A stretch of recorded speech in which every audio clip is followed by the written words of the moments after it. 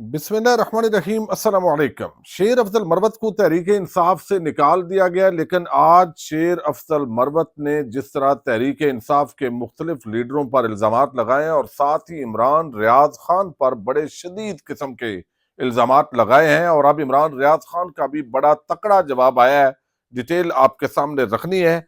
बख्तरबंद गाड़ियां, कैदियों की वैन और खारदार तारें, आज डी चौक पर असल में हुआ क्या है और किस तरह हुकूमत इस वक्त घबराई हुई है, इस पे भी बात करेंगे। और दूसरी तरफ जो इलेक्शन कमीशन ऑफ पाकिस्तान है, उसने गुज़श्ता रोज एक ट्वीट किया था। अब उसको बड़ा सख्त चैलेंज मिल गया सिकंदर सुल्तान राजा और इलेक्शन कमीशन ऑफ पाकिस्तान के मेंबरान को। अब ये चैलेंज कबूल करना पड़ेगा, नहीं तो बात तो ऑलरेडी साबित शुदा है। ये मैं पहले आपके सामने खबर रखता हूं। उम्मीद है वीडियो आप समाप्त करेंगे और हमेशा की तरह अपने जो कीमती फीडबैक है उससे जो है वो आगाह करेंगे। यहाँ पे ये चीज मैं आपके सामने जो है वो रखता हूं। अच्छा, अब एक तो आप देखिए, पतन आपको इल्म है कि एक इदारा है, एक एनजीओ है, जो इंटरनेशनली अपने रिपोर्ट्स भी भेजती है। पाकिस्तान के अंदर जो इंतखाबात हुए हैं उस हवाले से सरवर बारी उन्होंने अक्सर दावा जात किए कि इलेक्शन कमीशन ऑफ पाकिस्तान में ना सिर्फ बेजाब्तियां हुई हैं बल्कि खुली किस्म की जारहियत हुई है, और पाकिस्तानी अवाम के जो मैंडेट है उस पर खूब किस्म का जो डाका है वो डाला गया है।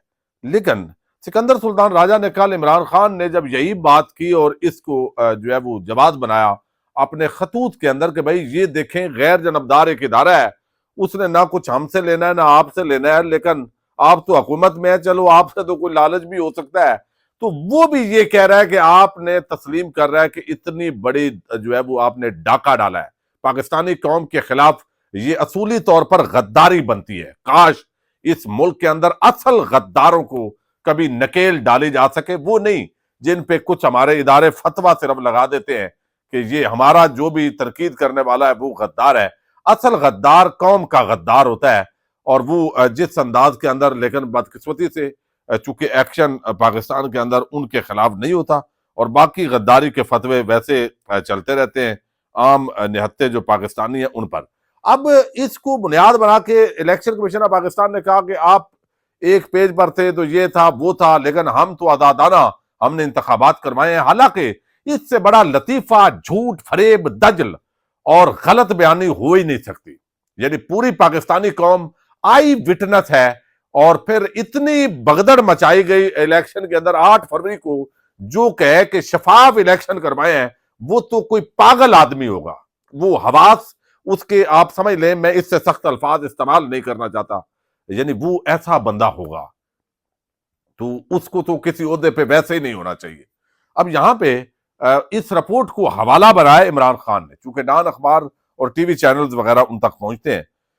अच्छा, अब इस पर इलेक्शन कमीशन ने कहा हमने कोई धांधली नहीं की। अब जो पतन है वो जो सरवर बारी है उन्होंने चैलेंज दे दिया है सिकंदर सुल्तान राजा और उनके 4 इलेक्शन कमीशन ऑफ पाकिस्तान के हरकारे और जितने उसके वो कड़छे, चमचे और जो भी हैं, वो उनको चैलेंज दिया है उन। और वो मजे की बात यह है, वो कहते हैं कि भाई ये तो डाटा ही वो है जो हमने इलेक्शन कमीशन ऑफ पाकिस्तान की वेबसाइट से लिया है। चूंकि आप इतनी जल्दबाजी में थे, इतना बड़ा ब्लंडर मारा गया कि आपको जल्दी के अंदर जो है वो फॉर्म 47 और 45 और वो लकीरें जहां 300 था उसको 1300 कर दिया। किसी को किसी जगह 100% से भी बढ़ा दिए पोलिंग स्टेशन के ऊपर वोट। तो ये सारी चीजें जो है वो बड़ी तहकीक के साथ ये सबूत आए हैं, लेकिन इस पे कोई किसी के पास जवाब नहीं है, चूंकि ये कौम के साथ ये फ्रॉड होता है। अब पतन ने कहा है कि फरवरी 2024 के इंतखाबात में धांधली के तमाम आदाद-ओ-शुमार इलेक्शन कमीशन की वेबसाइट पर से हमने हासिल किए।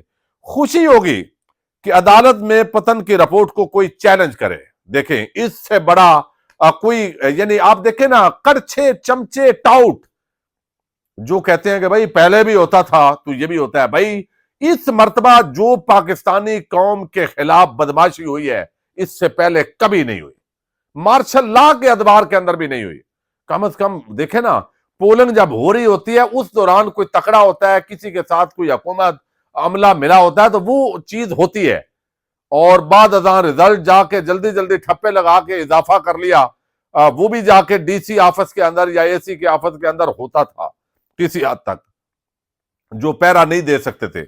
लेकिन ये फॉर्म 45 को 47 जो है उसके अंदर तब्दील कर देना और 47 में नया जो है वो डाका डालना, ये पहली मर्तबा हुआ है। और 54 ऐसे तरीके उन्होंने बताए हैं पहली मर्तबा आजमाए गए पाकिस्तान में धांधली के। अच्छा, वो कहते हैं हमारा चैलेंज है भाई, कोई है जो चैलेंज करे जो हम रिजल्ट दे रहे हैं।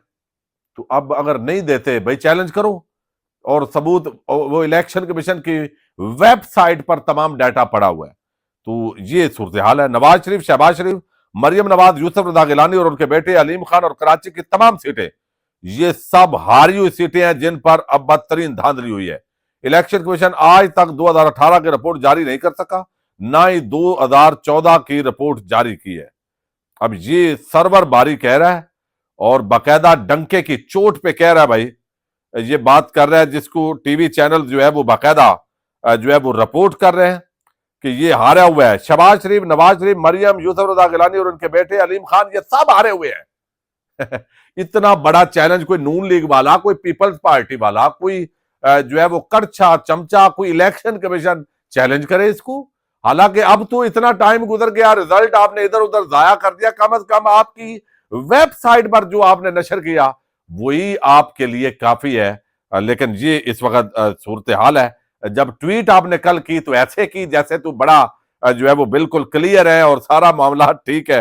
अपनी जमात के लोग तस्लीम करते हैं कि हम मुस्तरद किए गए, लेकिन नून लीग ने ठान ली है वो सारी चीजें। उनका अपना आपको इल्म है कि चीमा साहब जो थे उन्होंने तस्लीम कर लिया था कि उनको ऑफर हुई थी, लेकिन उन्होंने उसको एक्सेप्ट नहीं किया। अच्छा, अब दूसरी तरफ आज डी चौक पर बड़ा आम मुजाहरा हुआ है। मैं शेर अफजल मरवत से पहले बता दूं, इंटरनेशनल जो जर्नलिस्ट हैं वो वहां पे पहुंचे, पुलिस, बख्तरबंद गाड़ियां और ऐसा माहौल कि भाई चंद साफियों से, चंद वकीलों से आपको सिक्योरिटी इतना बड़ा मसला बना दिया है कि बख्तरबंद गाड़ियां पहुंच जाए, प्रिजनर वैन, फिर खारदार तारे और ऐसा डी चौक पर माहौल बनाया गया।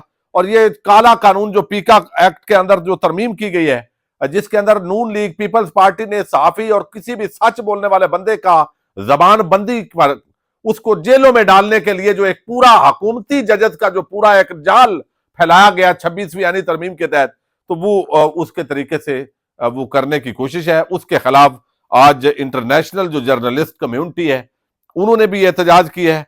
उसके अंदर वो जो है वो शरीक हुए। इंटरनेशनल जर्नलिस्ट फेडरेशन की सदर डोमिनिक ये प्रेडेली हैं, इनकी क्यादत में ये एहतजाज हुआ है। और ऐसे लग रहा था कि हजारों पुलिस एहलकार वो पहुंच गया। खुदा ना खास्ता भाई, ये तो एक जर्नलिस्ट है, अपने हक मांगते हैं और अरशद शरीफ के लिए इंसाफ मांगते हैं। ये जबान बंदी नहीं चाहते, वो चाहते हैं कि हमें जो है वो आप आजादी से बोलने दें। अगर आप काने नहीं है और आपको कोई खतरा नहीं है तो बोलने दें भाई, क्या मसला है। आप अपना डिफेंस पेश करें कि नहीं ये गलत बयानी हो रही है। जैसे अभी इलेक्शन कमीशन का वो दावा है पतन का, मैदान में आओ, मुकाबला करो, हम झूठा साबित करेंगे तुम्हें, तुम हारे हुए हो इलेक्शन। और फिर भी कोई कहे कि जीता हुआ है तो उसको शर्म तो आनी चाहिए। तो ये 17 नशिस्तों की जो बात है अब वो सारी चीजें अभी होती हैं।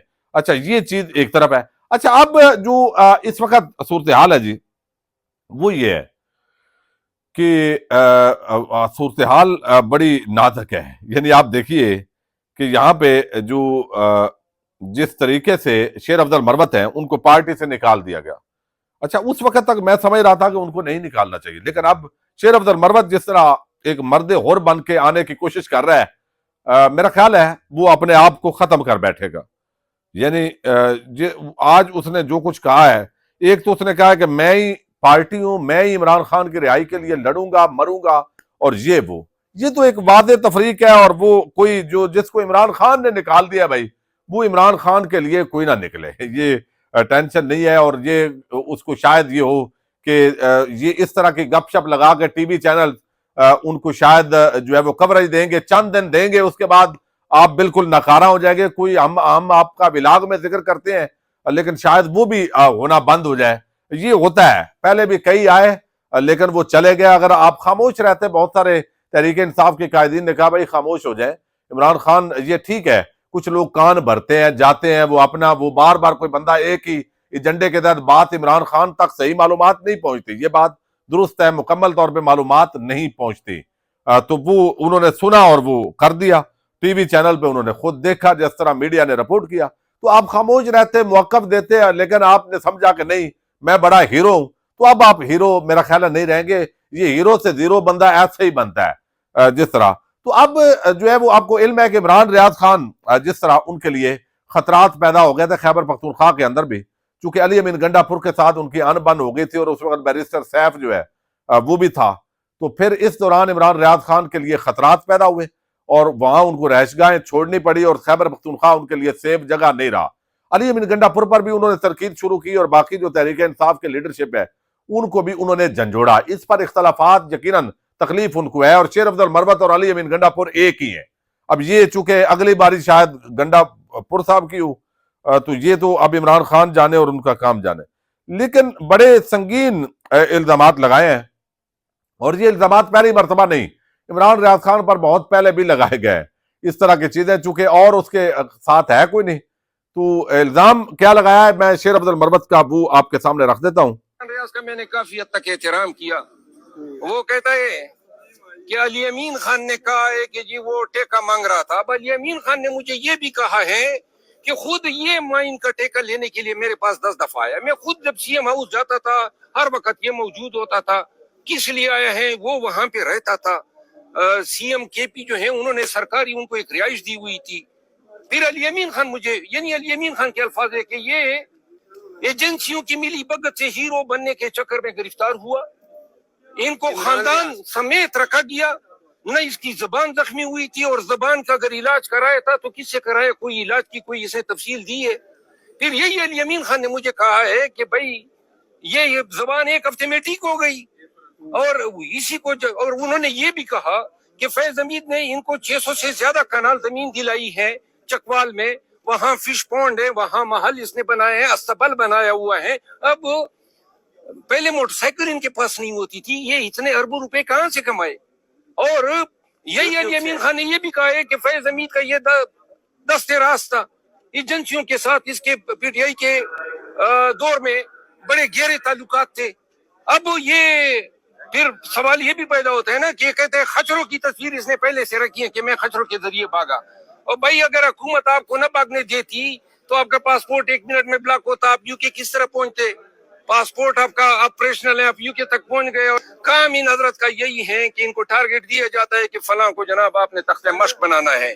मैंने एक वीडियो बनाई है इमरान रियाज के उस तमाम प्रॉपर्टी की, मैं उनको शेयर करूंगा। लेकिन इमरान रियाज जो है इसके और बहुत सारे कारनामों का मुझे इल्म हुआ है, मैं आज या कल इस पे मजीद। अच्छा, ये अब यानी जबान भी उसकी ठीक थी और ये तो बड़ी चबल मारी है, इन्होंने बहुत चबल मारी है।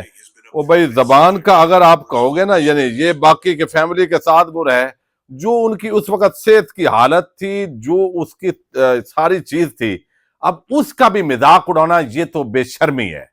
यानी ये कहना कि इमरान रियाज एजेंसियों के साथ मिल के रहा था, ये तो बेशर्मी है। ठीक है, अगर इमरान रियाज ने तनकीद की है, आप अपना डिफेंस पेश करें, आप कोई जायज उस पर तनकीद बनती है वो करें, लेकिन ये कहना कि एजेंसियों ने उनको भगाया, एजेंसियों ने उनको किया, चले यानी एजेंसियों ने उनको बड़ा अच्छे तरीके से रखा, उसकी जबान ठीक थी, वो इलाज जिससे किया है वो दिखाए और वो उस भाई उसकी सेहत ही हालत ही बता रही थी। आप पागल आदमी है। यानी मैं पहले तो समझता था कि मरवत साहब जो है वो चले एक नजरियाती बंदा है जबरदस्त इमरान खान के लिए या वो, लेकिन इमरान रियाज खान ठीक है, वो गलतियां उसकी हो सकती हैं, उस पर तनकीद भी की जा सकती है, लेकिन ये कहना कि एजेंसियों के पास उसकी पूरी फैमिली रही और ये हुआ, ये संगीन यानी नीच हरकत है। जो उसकी हालत थी, जो उनकी उस वक्त पतला वो मतलब है, जिस तरह बंदा आप भी इस तरह रहे, फिर जरा 2-4 महीने रह के आए और उसी तरह पतले हों और फिर बात बंदा करे। तो ये इमरान रियाज खान और बाकियों के खिलाफ इस शख्स को मेरा ख्याल है अब लॉन्चिंग होगी, लेकिन फायदा इसको नहीं होगा। ये एक टारगेट के तहत अली अमीन गंडापुर को भी ये रगड़ रहा है। अब देखे ना, अली अमीन को नत्थी कर रहा है हर मामले के अंदर। शेर अफजल मरवत साहब वो कह रहे हैं कि अली अमीन ने मुझे ये कहा, अली अमीन ने मुझे ये कहा इमरान रियाज के बारे में।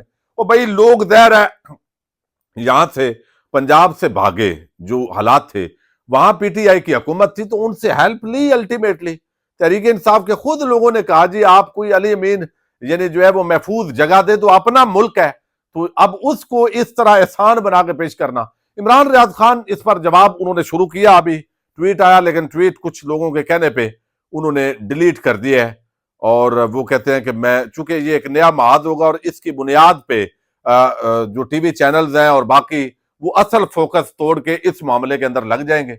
लेकिन जमीन जनरल फैज ने दिलवाई भाई, ये रूटीन के अंदर चकवाल के इन इलाकों के अंदर आपने लेनी है तो आप भी ले सकते हैं, बड़ी सस्ती जमीनें हैं। तो वो सस्ती जमीनें थी और उसका पैसे कहां से आए, मोटरसाइकिल पे था और भाई ये सारे ही ऐसे था।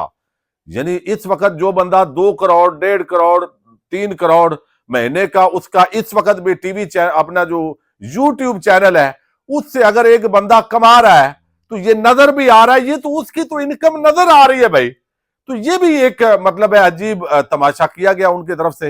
इल्जामात लगाने थे, कोई चाज के लगाते तो समझ में आता, लेकिन इमरान रियाज खान ने तकड़ा जवाब दिया है। लेकिन अब चूंकि उन्होंने डिलीट कर दिया तो मैं चाहता हूं कि अभी उस पर बात ना की जाए। पाकिस्तान जिंदाबाद।